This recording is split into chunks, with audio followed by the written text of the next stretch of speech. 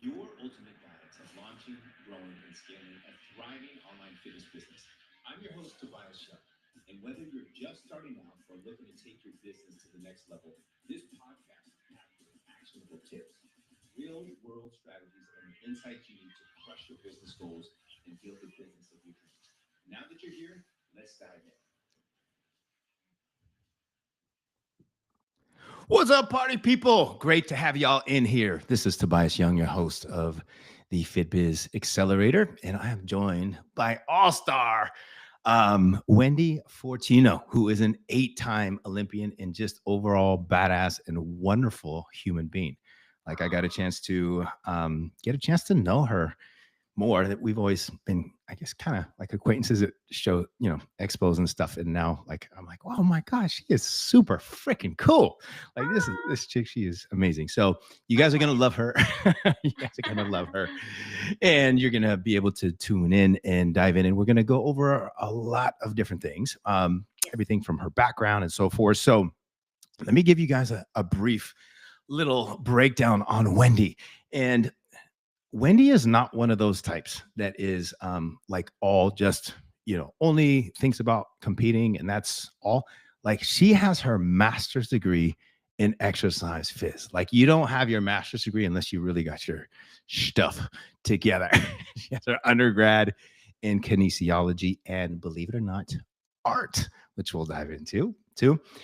She's ACSM certified and she has her exercise physiologist, health fitness specialist, personal trainer cert. And she's been an IFBB pro since 2011. And for those of you who don't follow Wendy Fortino already, make sure you follow her because, dude, she just brings it. She brings it, and she brings it to every single one of her shows. She brings it everywhere she goes. And she's also the co-host of Fem Flex Friday on Olympia TV, which is on YouTube, and also the media specialist. And yeah, there's a lot of things she's doing. The media specialist for Wolfpack. And she's also hosting Top Fitness Celebs on Wolfpack TV. And she helps out with coaching and posing and doing everything else. So, Wendy, so glad to have you in here. Did I miss anything? We pretty much covered. Gosh, talk about introduction. Jeez.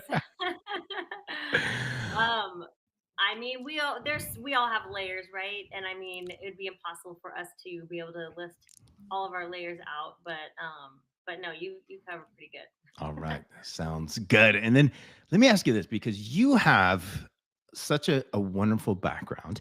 And what initially sparked your interest in combining exercise science with Yeah, art? And how yeah. does that like influence your work as, in the fitness industry or as a fitness coach or, some of the things that you're doing? Yeah, that's a really good question because I don't think people really can appreciate how the two are combined in the world of bodybuilding. And it was interesting because when I was going to college, I was in my undergrad. I had on one end of the campus was my exercise science classes, and then like the other end of the campus was my art classes. And I would remember going back and forth across the campus. And art is something interesting because I think, some of the best artists don't necessarily have degrees. For me, getting a degree in art was not how I learned how to do art. I mean, I've been an artist my whole life. I was very artistic. It was really my ability to kind of hone in my skills, figure out more about colors and how to create things and stuff like that. So it kind of just refined my skill set in art. But then exercise and physiology was a passion of mine. And so I was a track athlete in college, and then I was a track athlete in grad school, racing with the A6 Aggies team. And then when I discovered bodybuilding, it was like, whoa. I mean, that's when I realized, wow, because I am very artistic. I see everything in art.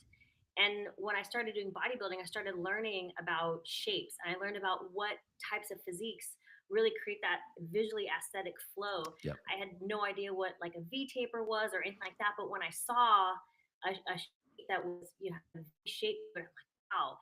And I started, rather than training for performance, which I was doing in track and gymnastics, all of a sudden I was able to, have really good, kinesthetic awareness. I was able to very quickly start training in the way that you're really going for the aesthetic, not necessarily for performance, honing that in. And so very early on, I was already looking at bodybuilding as an art and not so much from a performance standpoint. Yeah.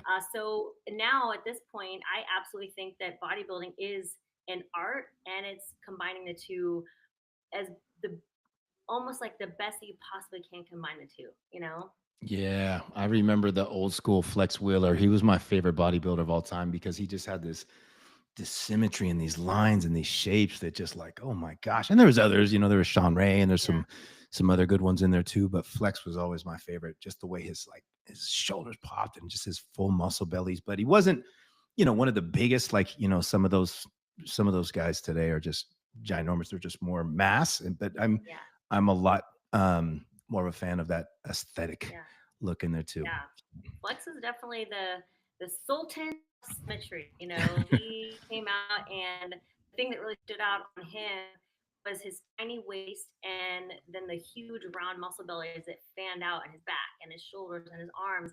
And I think he was definitely one of the athletes that when he stepped on stage, it made everyone else go, "Oh my gosh, we've got to make our waist smaller to be able to stand next to him." And this idea of being able to like keep your waist small while you're building these muscles, that it's hard for people to figure out what exercises to do to build their legs without building a thick core. Mhm. So it's strategy, it's artistry, it's really trying to get, manipulate, exercise science in a way that, athletes just don't need to worry about it because they're worried about performance.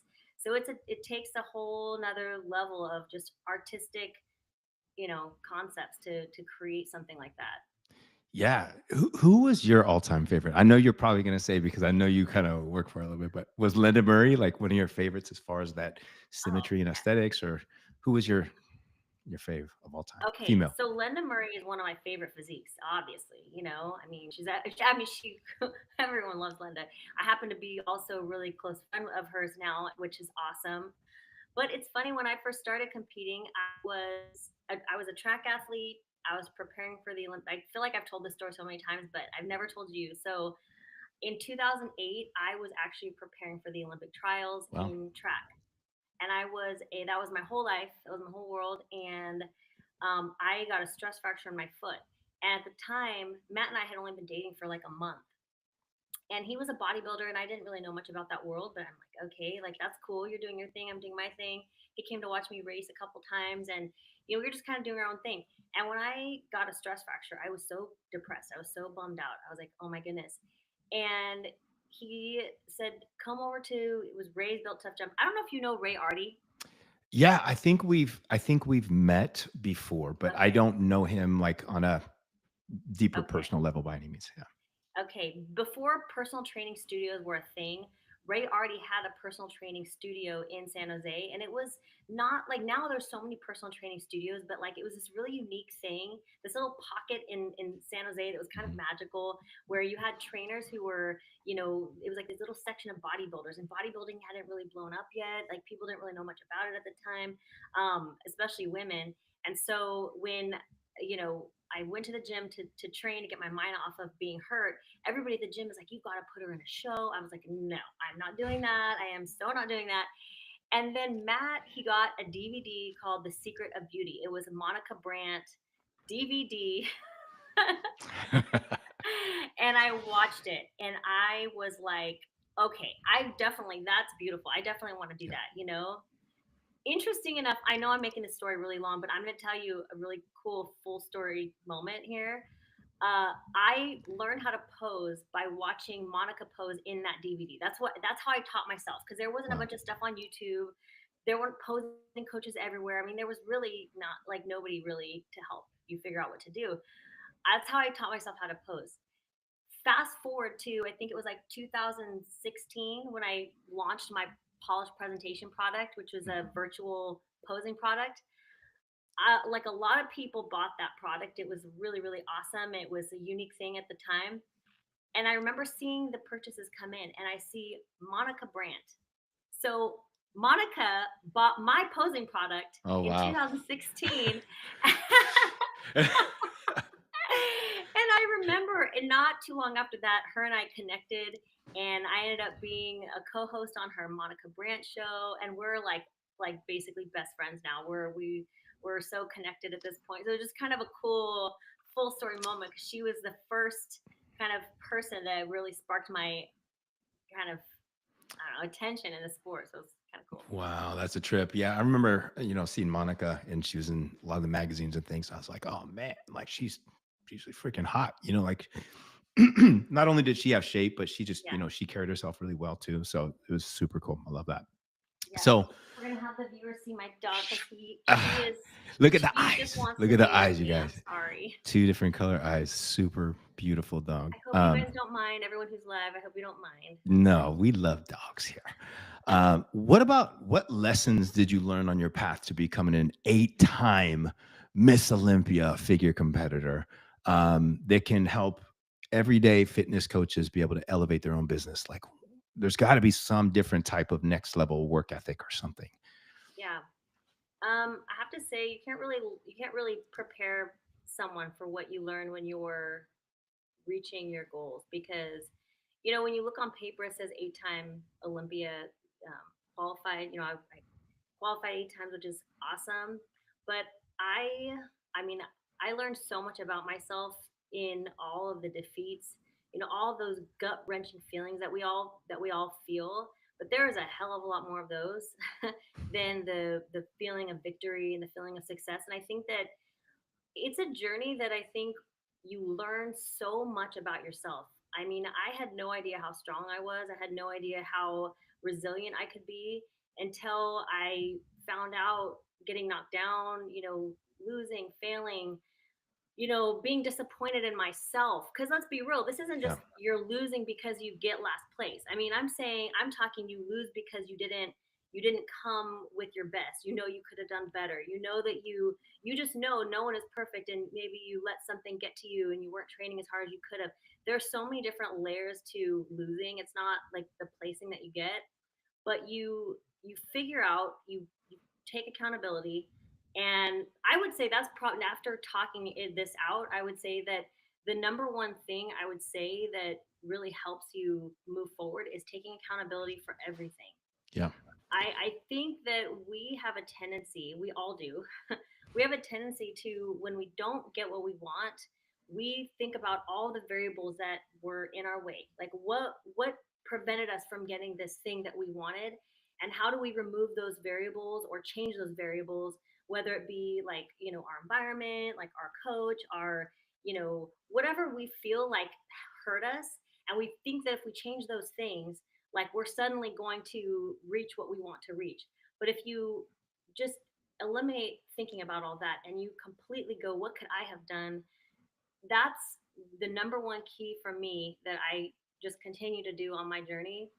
I learned that I'm somebody who's capable of doing that, which you don't really realize yourself until you really enter that journey, you go through that journey. 15 years, 16 years now competing. I've Wow. been on a journey. Oh my gosh. I competed from 2002 to 2017. So it was 16 years total. Um, You did too. yeah. Yeah. Yeah. Yeah. 2002? You started in 2002. 2002. That was my You first started competition. before there even was figure. Yeah. Oh, yeah. I did my first competition. I think it was Border States. It was in San Diego, Border States. I don't know if they still You have look it. so young. That's crazy. I'm 49. Yeah. Wow, you look young. That's Thank you. crazy. Tobias Young. I'll always be young. Just kidding. I'm goofy too. So yeah. Yeah, thank you very much. But yeah, I competed for many, many years. It was a huge part of my life. It opened up a lot of great doors, Yeah. and it was fantastic. Um, but one of the things that I used to kind of like use as a driver when I would compete. And it wasn't so much on compete because, sometimes there's some big names that you're like, shoot, I got to go against this person or whatever. I got to freaking bring it. But for me, it was a little bit different. I didn't really compete against that. I competed against myself. I was like, oh, Tobias, like you were lacking in back. You need to bring out your back, big boy, because you're looking a little narrow. Like it was always me. And then there would be kind of like my shoulders. And if I can improve, and I knew that I was giving it my 100%, no matter how my placing was, like I was like, I did it. Like Yeah. I brought it. And that's was probably my biggest mindset thing that I would say that just kept driving me is not how I would place, but how I would do, against myself. And if I didn't bring it, then even if I placed first in the competition, I was mad because I was like, dude, I Yeah. could have come so much better. Oh, Yeah. what about you? Like, Well, I mean, there's a lot of layers to competing, right? I know a lot of people say that. A lot of people say, "Oh, it's me versus me," and I don't look at any of the competition. I am not. I agree with that partially because I think that yes, if you come with your absolute best, then you should be proud of yourself no matter what, right? mhm, But I also think that we all help each other, get to the next level. And for me, when I study my competition and I study, and I assume that I'm not the hardest worker in the room. I assume that somebody else is working harder than me doing this, and I study what other people are doing for their homework. That helps me get a trigger and fire under my butt to dig a little deeper, right? I look at like the artistry that other people are producing and I become even more artistic and I hone in my craft even more. So I do give my best, but I absolutely collect data and information around me in order to really hone that in and get to the next level. I don't think if I wasn't paying attention to everything else around me, I don't think I would have reached the level that I have up to now, right? mhm, Because if I'm just trying to get better than myself last time, that's very honorable and that's good. But I think looking at other people, I'm like, I could do that too. Like if somebody's able to do that, like I could do that. Why can't I do that? And that's what makes me mentally just shift my whole entire level and my energy. And it has worked. And also getting on the big stages, mhm. nothing humbles you more than thinking that you're so good and then getting up against other girls who are extremely talented, really good at what they're doing. And that is the best, I will say the best humbling thing that could possibly happen to anybody is competing in a level that's a little above themselves. And really fast, I'll say, like, I do think people try to play it safe by, you know, getting excited when there's no one that, is as good as them that they're competing against, or they don't want people that are better than them to be at the same show or whatever.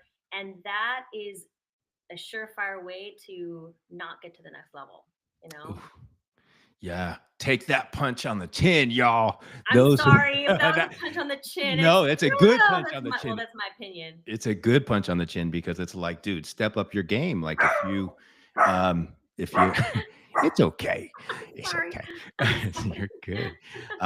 Yeah, no, I love it. And what about this? Like, were there any particular challenges that you faced balancing your competition prep and running your fitness business because you were doing coaching? And I know now you're doing a lot of more media stuff than fitness coaching, but when you were primarily focused with Matt on just that fitness coaching, was it a pretty big challenge for you trying to make that balance with everything, especially right in the middle of preps and so forth?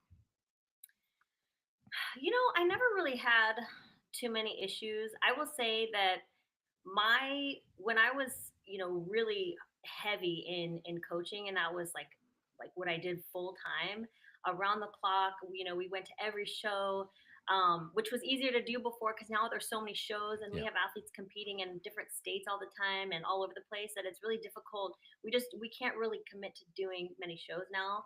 We don't want to leave athletes out or whatever. But back when I was really, heavy into that, I think my biggest problem was always I felt like I didn't want anyone to think that I was focused more on myself than them, and I actually had considered like an early retirement back in, I think it was like, I don't know, 2018, 2019. I was considering, and I mean I've competed in 5 more Olympias since then. Wow. So I mean I was considering an early retirement because I felt like oh my gosh, I feel like I need to, I don't want to seem like I'm like the center of attention on our team or whatever. I was always so concerned about that, which I don't think anybody ever thought that about me, but it was always my stressor, right? But I've always said this to our athletes, and I mean this with my heart, is that as a coach, I feel like if I can help you become better than me, then that means that I'm a good coach, and that was always more important to me. Like if I were on stage with somebody that I helped coach and they they placed ahead of me, I would consider that to be a win. Yeah. Like I helped you get even, surpass me. Wow, like I must be good at what I do. So that, that's always how I felt. But I think when you coach the same thing that you compete in, I think that there's always going to be that. I don't think you can really get around that. I think if anybody tries to say it doesn't exist, they're probably, being fake or lying, because it's a real thing, right? And I think that was always a real concern for me. That's nice. It's very unselfish of you, and I wish a lot more coaches had that same kind of thought process in there too, Yeah. because some of them, you know, might get upset if one of their students in there too. Same thing with jujitsu. I do jujitsu too, and like Oh, sometimes, okay. yeah. So, what about when you first started to transition from a lot of your in person, because you guys have your own in person business, and then you Mhm. started transition online? What were some of the strategies that you used to transition coaches, or if there's any certain platforms that you guys used to be able to do that? Well, interestingly enough, I actually managed all the fitness facilities at Stanford University for 6 years. And that Okay. was before that, I was a wellness director at a YMCA. And before that, I was finishing grad school. So I went from grad school to the YMCA to Stanford University. And I basically, I think it was like 2000, I want to say like 2013, Hmm. I left my job at Stanford, and it was really scary at the time because that was literally a dream job. I was paid very well. I was, it was nuts.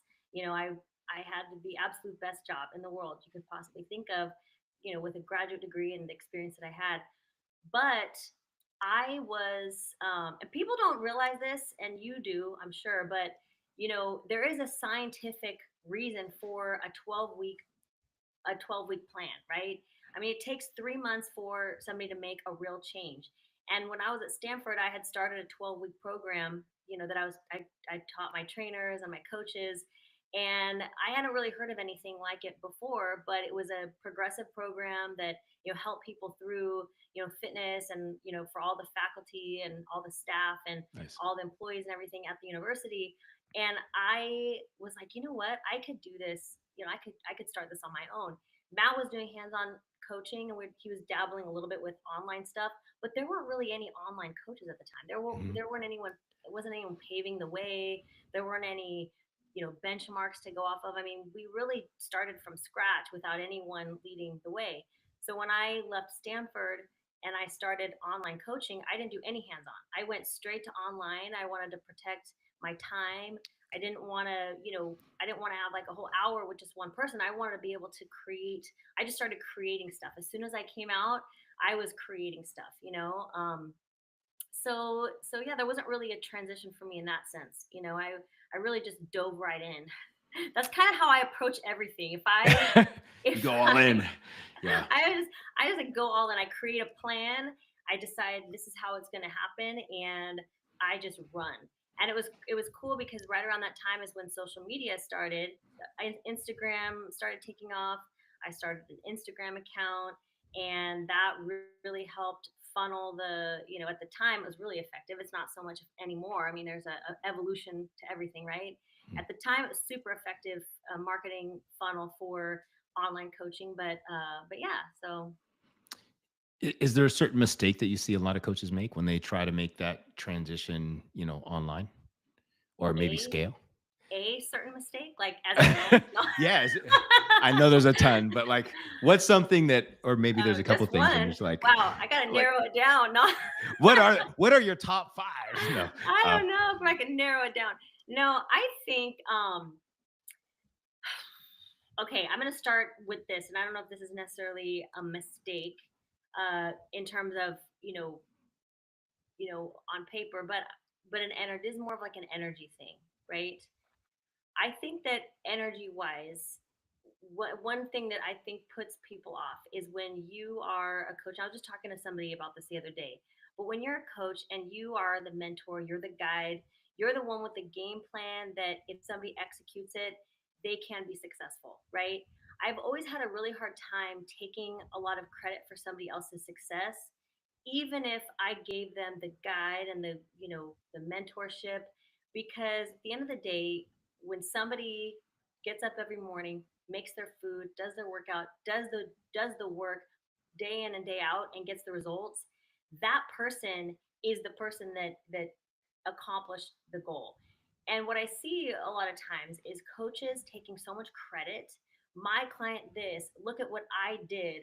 And I just feel like that takes the human component out of the person's accomplishment. That, I don't know, it kind of bothers me a little bit. That's one thing that I have kind of noticed a trend, and I've just never. Maybe that's one thing that's hurt me. That maybe I could have even expanded more. I don't know. It's hard for me to do that though. I think people there's that human component, the connection and the vibe that you get from somebody when they really genuinely want to see someone else succeed. It's more Yeah, about the person and less about you as the coach, right? it is. Yes. All about that. And you bringing that out is good. Like I said, I told you guys, Wendy is real. She is super authentic. And that's one of the things that, make you stand out too, which is Maybe too fantastic. So real. no, it's good. Like it's you. You can tell that you're just a very caring person, and you care about clients, and you care about the success of the people around you, which is good. So, being in the space, obviously, we have been around people in the fitness industry, and it's all about them, them, them, them, them. You know what I mean? And then it's Yeah. nice to be able to also be like fresh, where it's like, no, not everybody's like that, you guys. Because I used to, Yeah. You you know, understand though, yeah, like it's a hard world out there. If somebody is really trying to build a coaching business, obviously I come with a lot of experience, and we have um, a lot of retention, which really helps a lot when you have a tenure and a lot of retention. yep, But it's really difficult to compete in this day and age, right? Because there are so many coaches. You're competing against a lot of people. So how do you showcase your ability and your skill set uh, when somebody is really looking for that shiny object? And so you got to play the game too. So I can understand how somebody would want to really take credit for people and like put, this is what I've done and look at what I can do. I don't know, it's a hard balance to make, right? How do you create that human touch and connection at the same time really get across how much success you've had and how much you can really help somebody, I you think you know? have to put out there what you've done and what you've helped Yeah. people with. So I think there is that balance in there too. But it's like this is what I meant by it is if you have a client that is very very successful, is just not taking all you know like yeah I helped the client do that and they didn't do that because of them. It was because I helped it. You know what I mean? Some coaches are Mhm. kind of like that, where other people are like, yeah, they freaking did it. Yes, I'm so happy for them. Like, in there too. But like if we transition over to kind of like media presence and we get into branding, how has being a co-host, I should say, on Femme Flex Friday, how has that strengthened your personal brand and expanded your reach for yourself? Well, when I started with them Flux Friday, Hmm. it was 2022, so like 3 years ago. And I remember like right out of the gate, it was so awesome because I felt like I finally had a safe platform to be able to express myself. I mean, when I first started with the girls, it was me, Linda, Camille Perriott, and Whitney Jones, and there was the four of us, and we started a round table, like the View type of show where we discussed all sorts of topics like gym toxicity and bullying and just Nice. dating stuff and just all kinds of fun topics that we all chimed in about from the fitness perspective, right? And we collected a pretty awesome audience, and we had all kinds of people that would reach out to us and send us things and tell us how much we were, our voices really like resonated with them. And that was so cool because I remember feeling like for the first time I finally had this platform where I could really connect to people and really express myself.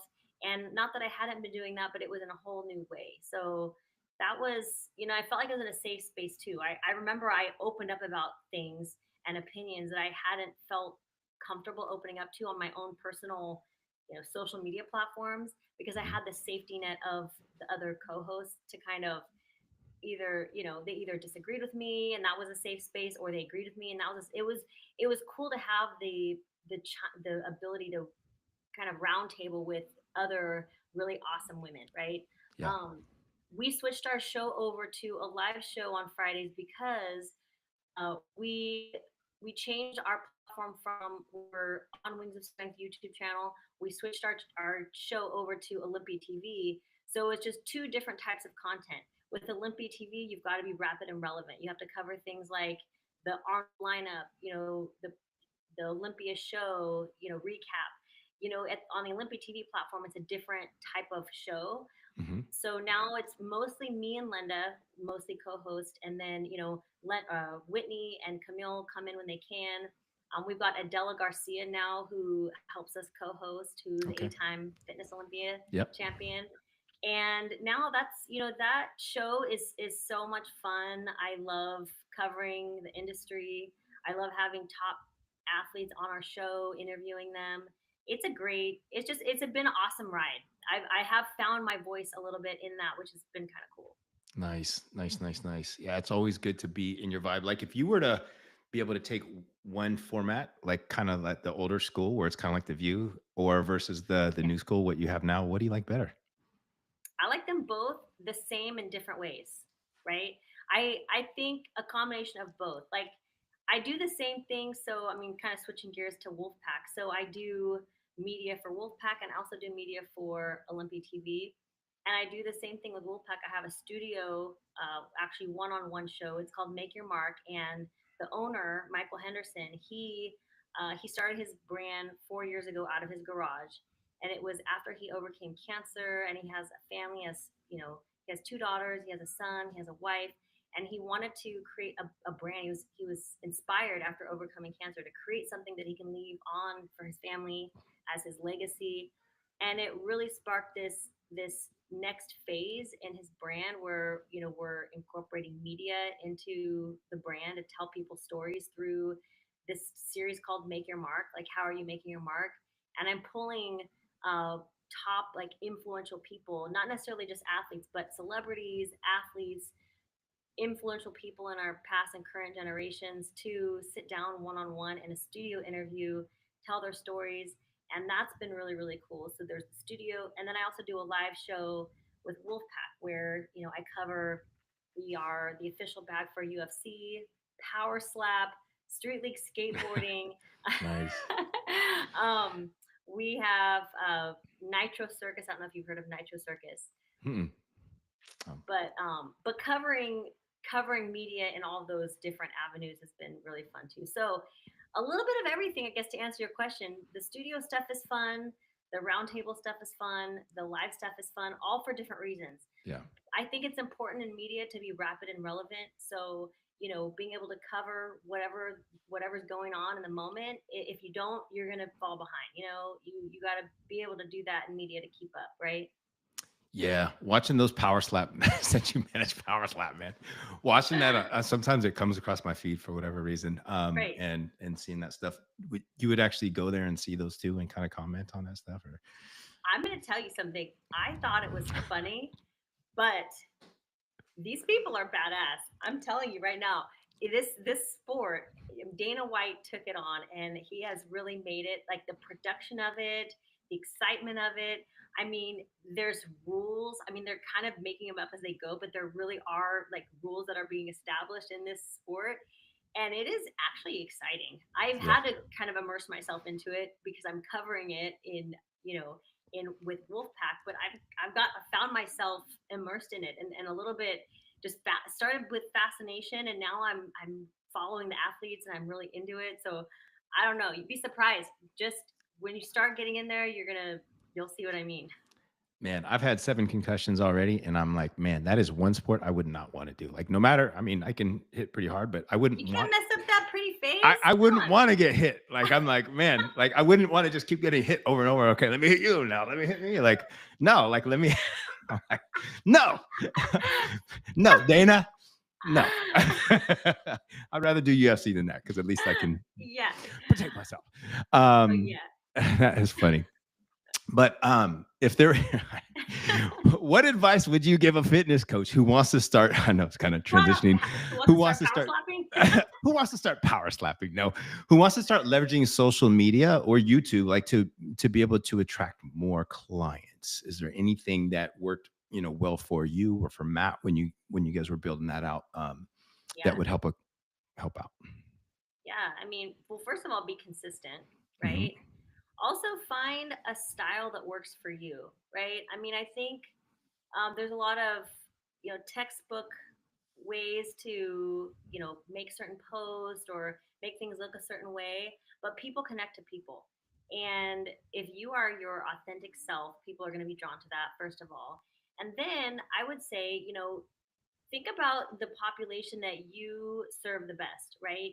And then find creative ways to look for people in that population, with hashtags or what, and start to follow them, you know, like their photos, look, pay attention to them, see what, try to almost like, kind of scouting out your perfect set of clients. But that's kind of what I do all the time. I'm always like looking to see like who's who's out there, what are people doing, and I love finding new people, following new people, giving props to people that are on a fitness journey. And Yeah. people really, everyone wants to feel heard, right?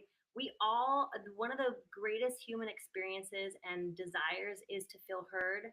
And we focus so much on what we're getting out of something that when you stop and you realize that if you provide someone else with the experience of feeling heard and seen, and admired, they will, it goes a long way, no Hmm. matter who you are. If you show somebody that you hear them and you see them and you admire them, it will go a long way. And I think, when you want to be successful as a coach, I think that's what you should definitely master. I agree with you. And one of the things that makes people really, really happy is seeing that actually somebody from a higher level perspective, like a coach, would say Yeah. something like, "Oh my God, like the transformation that you made was freaking phenomenal. Like that, you did that in 6 months or whatever." Like, and they're able to hear it from a coach. It's a little bit different from like a family member that, yeah, Yeah. but yeah, 100%. And then Yep. you've worked and connected with a lot of leading fitness influencers and personalities. And what's been the most, if you can think of one thing, what's been Mhm. the most valuable takeaway from collaborating, Mhm. with them that you can kind of share with the audience I will say that the most successful people are a little insane. here? There are commonalities that trends that you start to find when I sit down with really influential people, people who have achieved a lot in life. I do find commonalities between them. Um, people who people who achieve a lot in life are extremely resilient people. And interestingly, they are people that have been through the most heartache, the most loss, the most adversity. I think people who have become the most resilient, strong souls, and that is a huge part of why they turn into being the most successful, right? Interestingly enough, I have noticed in the world of bodybuilding, some of the most successful bodybuilders were not the most genetically gifted. You know, Mhm. I think that being extremely genetically gifted in anything that you do, it could be a blessing or a curse. And I think it's a blessing up to a certain point, but then we all reach a point in our life where the hard work has to kick in. And if you haven't learned that because you had to, you have to find it from within. And some people can, and then hard work and talent, when they meet, that's obviously game over. But I think that the people that have had to work their butt off from an early point in life tend to tend to achieve the highest levels. They tend to go the farthest in life. You know what I Yeah. mean? Yeah. Yeah. Um, Yeah. but resilience, I would say the ability. Sorry, my dog. I would say resilience. I would say when I meet somebody who has achieved a lot in life, they are the most resilient People in general. For you, what was the one thing that was that determining factor that made you resilient? Was it the injury as you were preparing for the Olympic trials? Is that where you would kind of like, Oh oh yeah. man, Oh man, I've had a lot in my day. I mean, mine started, I remember when I was in college, it was my senior year, indoor track nationals. Pebbles, what are you doing? So I'll never forget this. Is something that you don't ever forget, right? So my senior year in college, it was my last indoor 800 national championships, and I remember I always took off. I always ran as fast as I could for as long as I could. I never had strategy. That was always my strategy, is just to jet out as mhm, fast as I could. That was, everyone knew Wendy's gonna go. She's gonna lead the first lap. I was short and tiny, so I didn't want to have to like worry about elbowing anyone.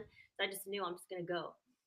So I took off and I cut in too early, and I had no idea that I had disqualified myself, and this was in preliminaries. And I remember I finished the race, and I was so excited because I felt like this is my best time. Like I could just tell I'm moving on to semifinals. This is gonna be my year. This is gonna be my. And I look up and I see all the girls' names. I see someone, and then I see someone else. I'm like, I felt like I could have. I think I was like top two, top three. Like, what's going on? I'm seeing the names. I'm seeing the names, and boom, boom. I see like all the way down, and my heart just sinks. oof. It just, I just like fall out of my chest. It just falls out of my chest, and I look down, I see my name, and it still gives me chills and makes me want to cry. It says Wendy Fortino, DQ. I was in the middle of Boston, my last indoor national championships of my entire college career, done, just done, without even a result. And when I tell you I was devastated, can't even I can't even tell you like how devastating that was. It was insanely heartbreaking, but I thought I was never going to come out of it. I mean, it still affects me just thinking about it. I never thought I was going to come out of that. I was so heartbroken and so depressed about it for so long. I thought, I'm never going to be able to get this back, and it ate at me and ate at me. I never really found like fulfillment in track after that moment. Like I continued, I obviously competed at a really high level, but then, when I found bodybuilding, I mean, I had already built so much resilience by the time I started bodybuilding. Hmm. When I did my first show, I didn't have a fair idea of how hard it would be because I won the overall in my first show. I was one of those people who was very genetically inclined to do well right out of the gate. And so, and I didn't really diet very hard. I just kind of walked right on Lucky. stage from my track career and won the show and thought, this is hard. Like, this is no big deal. Well, yeah, it was hard once I started stepping up to different levels, right? When I Yeah. got to my first national show, I didn't win my pro card right away. I had already won 4 overall titles. Got to nationals, thought I'm going to win my pro card easily, and no, I got my butt kicked. But that was the best thing that could have happened to me, because when I got my butt kicked, I realized now this is something I really want to do. Like, now this is serious. Yeah. That's where you learn about yourself. I realized that's who I am. Like, I'm somebody who fights harder when I get defeated, and you kind of like enjoy in a weird twisted way those defeats, because it helps you pull something out of yourself that you didn't realize you had. And that every single step of the way, there was this like, you know heart sinking experience. And then it just like, you pull yourself out of it, and then you dig deep and you get to that next place where you have this crazy awesome victory, highs and lows, and you just get addicted to that. And that's where you create your whole character. And it brought out Wendy the Beast, the unstoppable. Yes. And like obviously you have a lot going on. So with everything that you're doing, if you have any type of personal productivity or any type of time management hacks that you use to juggle competition, coaching, media appearances, is there anything that you have kind of like laid out that keeps you in check or in line, or you have a daily formula, or you plan things out certain ways, or how do you manage all that? Okay, I'm gonna start off by telling you the truth. You know how everyone wants to pat themselves on the back and say that they're type A. Oh, you must be type A because you do so much. You must be type A. No, I'm not type A. I don't know what type I am, but I am not type A. I have a really hard time. I have a hard time being organized. I have a hard time staying organized. So my tactic is as soon as I need to do something, I do it right then and there. I don't wait. I don't delay. I don't procrastinate.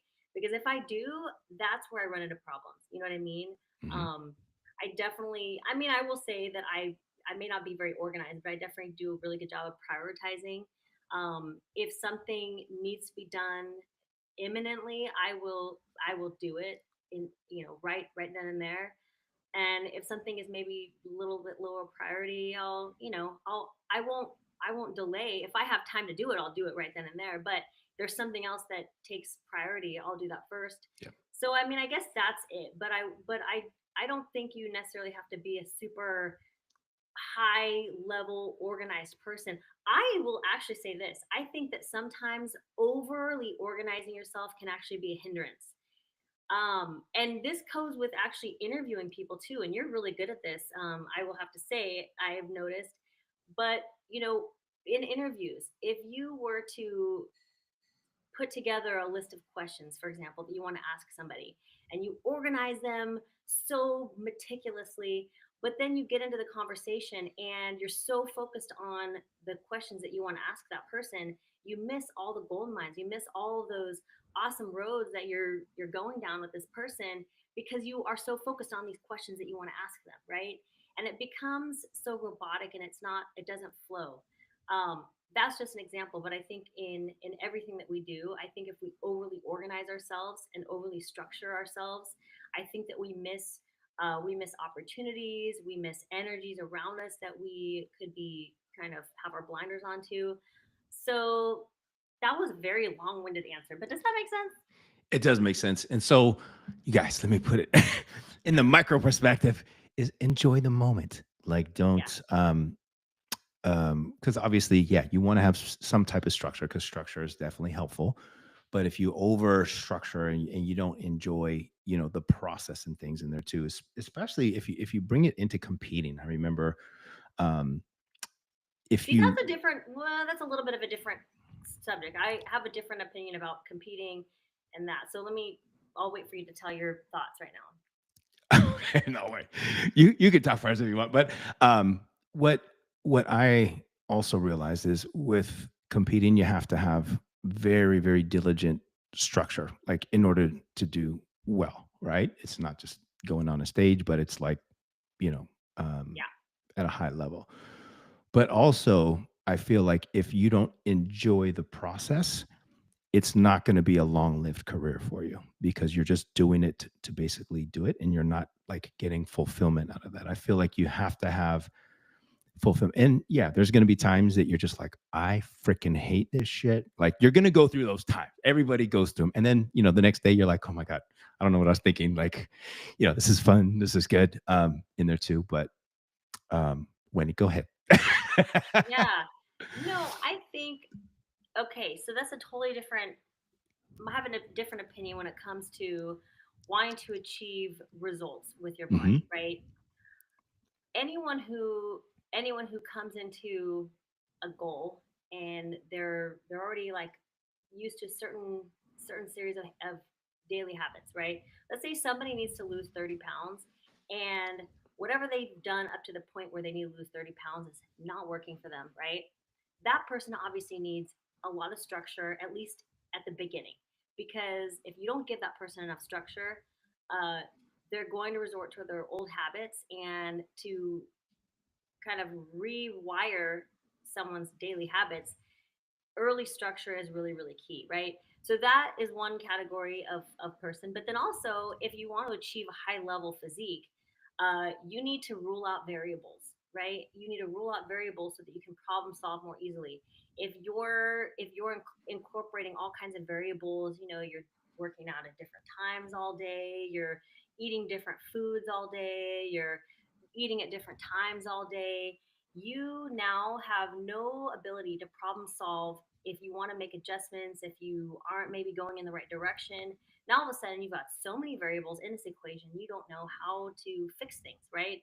Or if you have a coach that's giving you a plan and you're all hodgepodge in it and you're all over the place, you're expecting this coach to wave a magic wand because no one's gonna be able to figure you out if you are not being consistent with the structure. Hmm. So when it comes to achieving a high level physique, or it comes to somebody starting a plan from poor daily habits that need to be changed, those categories need structure with diet and training and whatnot, right? Now, when it comes to career, when it comes to, being in a creative space like I am, like in media, where I'm relying on, creativity and constant problem solving, too much structure would really hinder me from being able to be successful in that space. Hmm. I'm sure there are jobs, like my twin sister's a lawyer. I'm sure that her situation is a hell of a lot different than mine. She definitely needs structure. She's organizing cases. She needs to know exactly where every single thing is at. I mean, she's in a different career than me, so obviously hers would be different. So everyone's a little bit different, but for me, for what I do, I would say I am not type A. I didn't even know you had a twin sister. I do, Oh, yeah. that's cool. I We're always wanted. fraternal, but we Yeah. we we have the same mannerisms and we sound alike, but we don't look identical. Yeah. Um, yeah, I mean, I can definitely imagine it would be a whole different ballgame with a lawyer because they would have a whole different lifestyle. It'd be Right. very tough. What about future as we kind of narrow things down? Like, are there any emerging trends, Wendy, that you feel are going to have the biggest impact in online fitness coaching in the next 3 to 5 years? Like anything that you've seen where it's like, oh my Uh-huh. God, this is going to be the next freaking thing that people need to adapt, or anything that you can Uh-huh. kind of get those feelings on. I know AI is one of those things that's kind of like coming in, smacking everybody in the mouth. That's what I was gonna say. I was gonna say, geez, like, I mean, AI is getting so advanced, but it's not actually artificial intelligence. So artificial intelligence is actually like human made. Humans enter information and data into a system so that we have AI. It's actually the machine learning that scares the crap out of me. So you have Mhm. AI and you have machine learning. Machine learning is where the AI is actually learning you, and it's like it's picking up. So, ChatGPT is a combination of both. ChatGPT started off with AI, where it was just like information that was inserted into this system. And then it also incorporated machine learning. So, as people asked it questions and got answers, it started figuring us all out. And now it's become more advanced. It's actually grown up with the whole the whole group of people that have been using it, right? Yeah. And it has become smarter. And so that's what scares me. And, as people use these tools more creatively, the machine learning component is actually learning us and advancing itself. So who knows? I mean, it is very rapidly, exponentially increasing its capabilities. I think that's probably the top number one thing I would say for something like online coaching and a lot of other fields too, but that would be absolutely at the top. Yeah, because right now, man, you can create like I remember everything used to back in the day was like Excel spreadsheets, and then Yeah, it kind of transitioned to online training apps, and because you've been doing online training for a long time, and yeah, and so forth. So you remember before there was all these fancy training apps, like you had to just like send people stuff like Excel, like yeah. hope you know how to do this. Um, but yeah, and so it's definitely come in, and like now there's the AI meal plan builders, there's the AI workout builders. Like whoa, it's kind of like I guess helping out a lot of trainers that maybe wouldn't be as inclined, Mhm.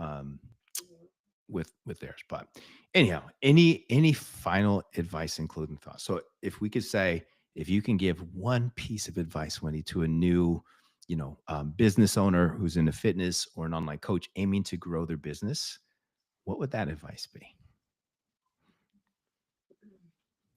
Don't delay. Start today. I Got know this that for sound. I clients know that too. sounds so stupid. I've been thinking about this a lot, and I think that when you decide that you want to go for something, I think we spend so much time trying to, map out exactly how we're going to do it perfectly. exactly how it's going to go the way that we want it to. But starting with very small steps and just going for it, I think is the number one thing. You know, um, I think it's unrealistic to think that somebody who is brand new to online coaching can just like drop their whole day job and start dive in full fledged and charge top prices right out of the gate. So maybe don't quit your day job. Start doing online coaching on the side if you're passionate about it. Start collecting your dream clients, reaching out to people on social media. And then if you're really good at it and you find that you're really passionate about it, then keep going that direction, and follow your passion. I would say whatever that may be, but if your passion is becomes helping people and helping people with transformations, and you find that you're really good at it and you're really connecting to people, you're eventually going to get to a point where you can drop your day job and you can make it a full-time thing. Oh yeah, that's the goal of all the new aspiring fitness coaches is I want to be able to do this full time. All right.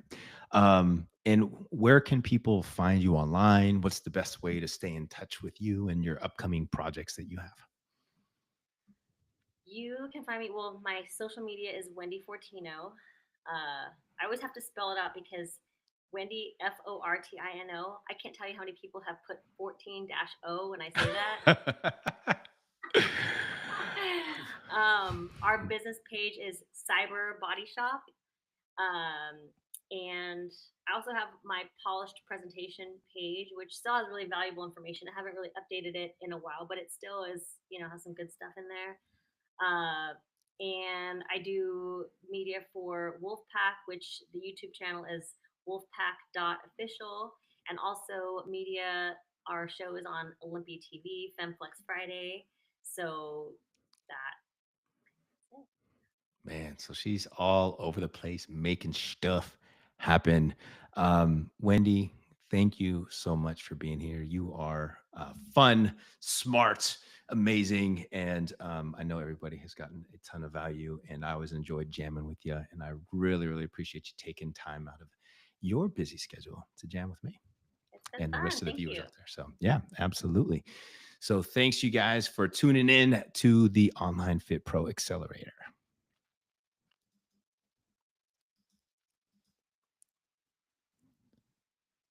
There we go. Oh, there we go. Okay, cool.